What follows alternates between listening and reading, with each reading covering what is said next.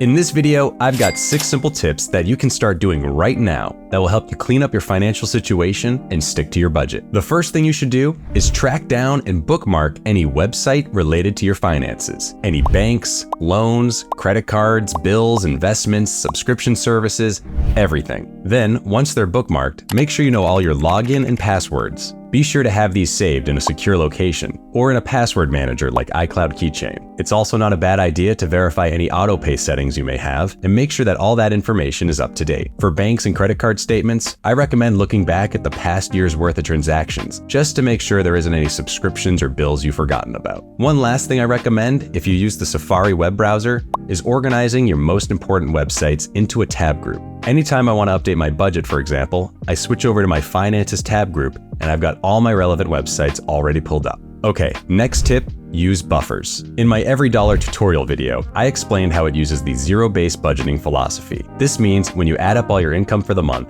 and subtract all your transactions, it should equal 0. However, that doesn't mean your checking account should actually have $0 in it. To avoid overdrafting, keep a buffer in your checking account and treat that as your 0. For a while, my buffer was $1,000, so that meant every month I started with $1,000 in my checking account, and then by the end of the month, when everything was all said and done, it was back down to $1,000. Depending on your situation, you'll want to adjust your buffer amount, or perhaps even reschedule the date of some of your auto payments. Alright, next up, make sure you're updating your budget at least once a week. If you make a plan at the beginning of the month and then wait to see how you did at the end of the month, it's gonna be a mess. Ideally, you should try to find 5 to 10 minutes every day to review your budget and any recent transactions and make sure everything is still on track. But at a minimum, say every Monday morning, whatever works for you, you want to review all your bank and credit card statements and make sure everything is logged. If you go over in any of your categories or need to make adjustments, change your plan section to reflect reality and then pull from other categories. Next up,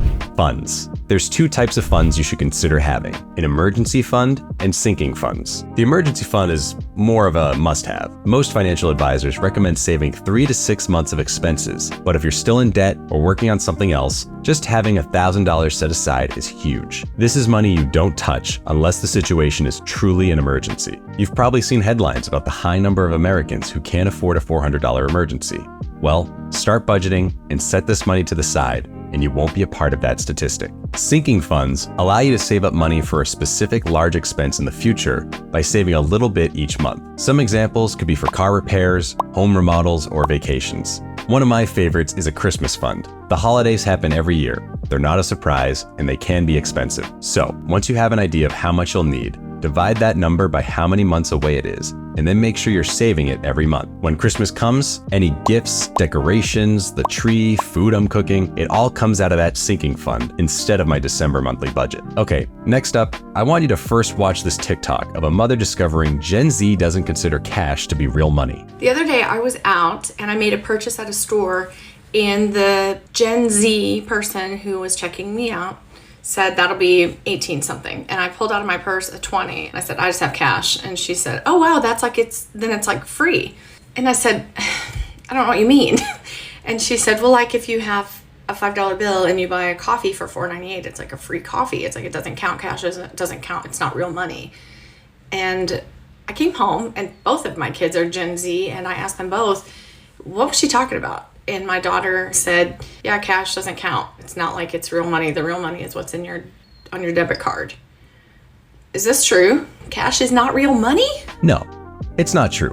Maybe I'm just getting old, but cash is real money. Or to put it another way, when you deposit cash into your bank account, that instantly digitizes it and turns it into real money. So anytime you receive cash, treat it as income, log it in your budget, and plan accordingly. For example, if you're trying to pay off a debt or save up money, the cash you receive can go into those goals. You can even do this without ever walking into a bank. The first way is by spending cash on things you already have planned in your budget, for example, gas or a haircut. You track the cash as income and you spent the cash as planned. But the second thing you can do is include any cash in your wallet as part of your buffer. Earlier, I mentioned I like to start and end each month with a $1,000 buffer. What that means is, at the end of the month, if I have $20 in my wallet, I only need $980 in my checking account.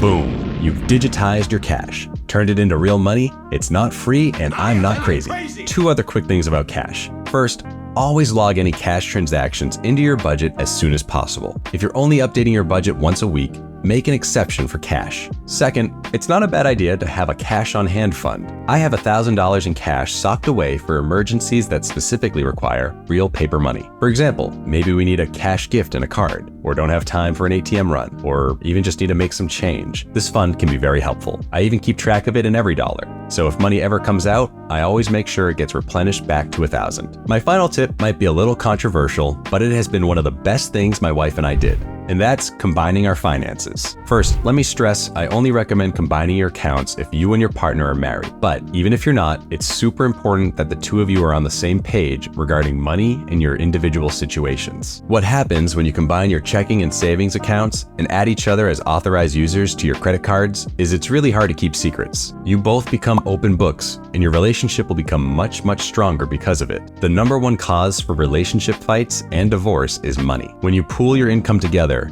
you now have a combined household income. There's no splitting costs or sending money back and forth to each other on Venmo. You both understand how much you're earning, what your monthly budget looks like, and where your money is going. This also allows you both to start dreaming together about your future, and then setting some goals and putting a plan into place. You can still have separate line items in your budget for each other if you want. For birthday and Christmas gifts, we usually just tell each other not to look at a certain credit card statement, but for a lot of our gift giving, like anniversaries, we like to seek out and find something together that we both would like. Now, all the tips in this video are great and all, but they really don't mean anything if you're not creating a monthly budget. If you want to learn more about the budgeting app I use, EveryDollar, check out my tutorial right here. Thank you so much for watching.